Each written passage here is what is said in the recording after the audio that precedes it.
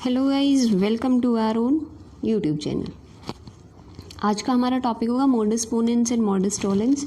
मैंने आपको बोला था जब हम यूनिवर्सल क्वांटिफायर वाला टॉपिक कर रहे थे लास्ट टाइम, और उसमें आगे था universal modus ponens and universal modus tollens. तो मैंने बताया था आप लोगों को कि पहले हम मोडस पोनेंस और मोडस टोलेंस समझेंगे, तब यूनिवर्सल वाले के लिए जाएंगे, तब हम उसमें यूनिवर्सल एक क्वांटिफायर की तरह यूज़ करेंगे। ओके, तो आज हम करेंगे मोडस पोनेंस एंड टोलेंस। तो सबसे पहला टॉपिक होगा मोडस पोनेंस। लो, मोडस पोनेंस। मोडस पोनेंस क्या होता है? मोडस पोनेंस का ही दूसरा नाम होता है लॉ ऑफ डिटैचमेंट, और ये टर्म कहलाती है मोडस पोनेंस। ठीक है, P implies Q and P, दो चीज़ अगर हैं, P and P implies Q, मतलब ये दो प्रेमिसेस हैं। देयरफॉर Q, अगर ऐसा है, ये है देन ये, therefore Q, this is the conclusion. ठीक है, ये प्रेमिसेस हैं, ये कंक्लूजन है, और इनमें भी डिवीजन है। ये मेजर प्रेमिसेस कहलाती है इम्प्लाइज वाली, और ये माइनर प्रेमिसेस है। Okay, P implies Q and P therefore Q, ये कहलाता है मोडस पोनेंस, और इसी का दूसरा नाम होता है लॉ ऑफ डिटैचमेंट। ओके, हम इसे इजीली वेरीफाई भी कर सकते हैं with help of truth table. P implies Q and Q, दो बार ट्रू दो बार फॉल्स, चार चार रोज बनेंगी। कैसे पता चला? 2 raised to the power number of variables, that is 2। दो वेरिएबल्स है P एंड Q। यहाँ तक हो गया काम। कंडीशनल का भी आपको पता है, कंडीशनल स्टेटमेंट में पढ़ा चुकी हूँ। ये एक ट्रू फॉल्स ट्रू ट्रू कैसे आया है, Q। ये दो इसमें कौन होंगे? प्रेमिसेस का काम करेंगे। ये चेक करते हैं कहाँ ऐसा कौन सी रोज हैं जहाँ दोनों के दोनों प्रेमिसेस ट्रू हों। सारे प्रेमिसेस इसमें नहीं है, इसमें नहीं है, इसमें नहीं है, यहाँ दोनों के दोनों ट्रू हैं। तो ये रो क्या कहलाएगी? क्रिटिकल रो। फिर देखते हैं क्या क्रिटिकल रो में कंक्लूजन भी ट्रू है। यस, ये क्रिटिकल रो है। इस क्रिटिकल एक ही क्रिटिकल रो है, इसमें ज़रूरी नहीं है एक ही मिले, एक से ज़्यादा भी मिल सकती है। तो इसमें एक ही है और उसमें भी कंक्लूजन क्या है? ट्रू। ओके, तो ये आर्ग्यूमेंट कैसी है? Valid. Okay, next is modus tollens. जैसे मोडस पोनेंस होता है, ऐसे मोडस टोलेंस, इसको बोलते हैं लॉ ऑफ डिनाइंग। जैसे उसका दूसरा नाम था लॉ ऑफ डिटैचमेंट, इसका दूसरा नाम होगा लॉ ऑफ डिनाइंग। ओके, इनके लिए स्टेटमेंट क्या होता है? Modus tollens, P implies Q, मतलब if P then Q and not Q, therefore P, therefore not P, sorry, therefore not P। तो ये टर्म या फिर ये आर्ग्यूमेंट कहलाती है मोडस टोलेंस। इसको भी वेरीफाई करेंगे। कैसे? With the help of truth table. यहाँ भी दो प्रेमिसेस हैं, if P then Q and not Q, और एक कंक्लूजन है नॉट P। ओके, तो निकालें। Look, P implies Q, okay, then not Q and then not P। सबके लिए हमने ट्रुथ टेबल तैयार कर ली। अब चेक करते हैं, ये दो प्रेमिसेस हैं, इन दोनों प्रेमिसेस में ट्रू कब है? यहाँ दोनों में नहीं है, दोनों में नहीं है, दोनों में नहीं है, यहाँ दोनों में ट्रू है। तो ये रो क्या कहलाएगी? क्रिटिकल रो। क्या कहलाएगी ये रो? क्रिटिकल रो। अब आर्ग्यूमेंट वैलिड है या नहीं, इसके लिए हमें क्या चेक करना है कि क्रिटिकल रो में क्या कंक्लूजन भी ट्रू है। देखते हैं, ये क्रिटिकल रो है, इसमें कंक्लूजन ट्रू है, बिल्कुल है। तो ये आर्ग्यूमेंट कैसी होगी? Valid. Okay, I hope modus tollens और मोडस पोनेंस आपको समझ आ गए होंगे कि क्या होता है, क्योंकि हमने यूनिवर्सल क्वांटिफायर यूज़ किया था, universal and existential last time किया था। लेकिन उसके लिए हमें पहले पता थी ना कि ये कंडीशनल स्टेटमेंट होती है, ये होता है, ये होता है। कंडीशनल स्टेटमेंट में पढ़ा था हमने, स्टेटमेंट के लिए पढ़ा था, जो भी सारा का सारा हमने क्वांटिफायर यूज़ किए थे उसमें। ओके, तो वो यूनिवर्सल और एग्जिस्टेंशियल किया था। अभी हम पढ़ेंगे यूनिवर्सल मोडस पोनेंस और यूनिवर्सल मोडस टोलेंस। इनके आगे यूनिवर्सल लगा क्वांटिफायर। ठीक है, तो जहाँ से हमने लास्ट टाइम ड्रॉप किया था, यहाँ से यहाँ तक कर चुके थे, और हमने बोला था यूनिवर्सल मोडस पोनेंस हम नेक्स्ट टाइम पढ़ेंगे, और उससे पहले हमें मोडस पोनेंस पता होनी चाहिए, तो वो मैंने आपको करा दिया है अभी। यूनिवर्सल मॉडस पोनेंस क्या होता है? यूनिवर्सल मॉडस पोनेंस उसका फॉर्मल वर्जन देखते हैं सबसे पहले। For all x if P x then Q x and P a for particular a. Same वही चीज़ है, हमने कहा था if P then Q and P therefore Q. Okay, ये स्टेटमेंट कहलाती है मेजर प्रेमिसेस, ये कहलाती है minor premises and this is conclusion. Okay, informally आप इसे ये भी कह सकते हो if x makes P x true then x makes Q X true, कि अगर इस एक्स के लिए अगर एक्स जो है पी एक्स को ट्रू प्रूव कर रहा है तो वो क्यू एक्स को भी करेगा। और सेकंड के लिए कि पर्टिकुलरली अगर हम देखें किसी भी ए के लिए अगर पी एक्स ट्रू हो जाता है देयरफॉर क्या होगा, उस ए के लिए क्यू एक्स भी ट्रू होगा, Q A therefore Q A.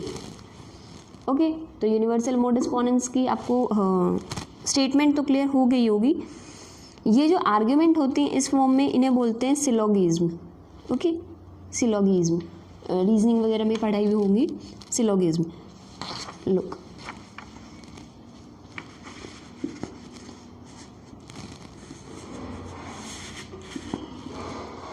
या सिलोगिज्म फर्स्ट और सेकंड प्रेमिसेस हमने बता दिए हैं, मेजर प्रेमिसेस कौन सी होती हैं और माइनर प्रेमिसेस कौन सी होती हैं।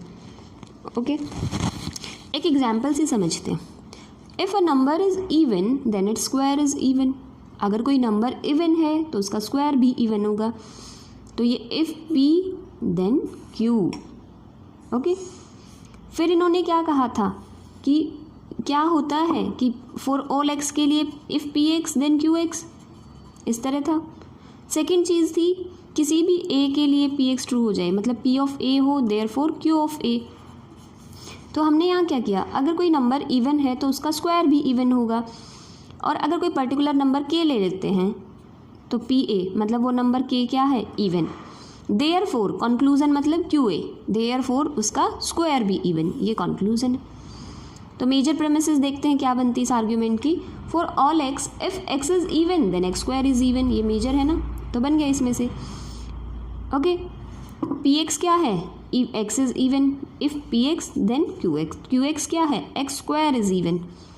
के लिए देखते हैं, के कोई भी पर्टिकुलर नंबर लिया और पी ऑफ के देखो, पी ऑफ के मतलब इधर से देखो पी एक्स क्या था, एक्स इज इवन, तो पी ऑफ के क्या होगा, के इज इवन। ये तो प्रेमिसेस है तो हम खुद से ही मानेंगे ना, हमें प्रूव करना है Q of A. Q of A मतलब Q of K, Q of K क्या होगा, के स्क्वायर इज इवन। और ये हम पी ऑफ इसमें बोल के ही आइए अपने मेजर प्रेमिसेस में, if x is even then x square is even. और के का हमें पता है ये के इवन है, तो इससे क्या हो जाएगा, के स्क्वायर भी इवन। तो this form is valid for modus ponens. Okay, अब आता है यूनिवर्सल मॉडस टॉलरेंस।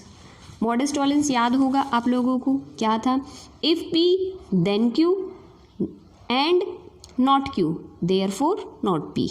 उसी से देखते हैं फॉर्मल क्या होगा, for all x if P x then Q X not Q of A for particular A therefore not P A. ठीक है, इनफॉर्मल देख लीजिए, इफ़ कोई भी x जो है makes P x true then x makes Q X true, कि if P x then Q x, कि किसी भी x के लिए अगर कोई x पी एक्स को ट्रू बनाता है तो वो क्यू एक्स को भी बनाएगा। और वो a क्या है, क्यू एक्स को ट्रू नहीं बनाता है तो वो a पी एक्स को भी ट्रू नहीं बनाएगा। ठीक है, कोई भी पर्टिकुलर एग्जाम्पल से समझ आएगा।